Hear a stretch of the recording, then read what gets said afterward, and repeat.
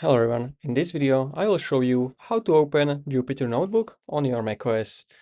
So it is pretty simple. First step is you want to open our terminal. So you can press Command Space to open Spotlight Search. If you're on Windows, you will open your search bar at the bottom, and on the Windows type CMD to open your command prompt. On the macOS type Terminal, open it. And also you want to make sure you have installed your Jupyter Notebook on your macOS or Windows. To start this Jupyter Notebook, you just want to type Jupyter Notebook.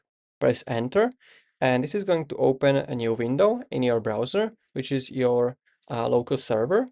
And here you can see the Jupyter. So for example, I can click on New, and I can create a new file here.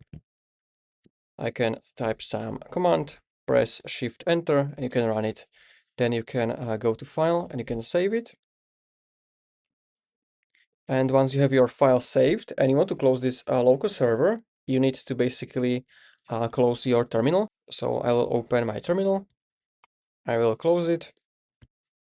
And now it should stop this server. And whenever you want to run this again, you just want to type Jupyter Notebook in your terminal and you can open it right back. So I can type again Jupyter Notebook and we will have the live server again running. And you can see the file which I edited 30 seconds ago. I can open it. Here you can see the command, and that's it. This is how you can open and close a Jupyter Notebook on your Mac. If you found this video helpful, consider subscribing for more tutorials like this one.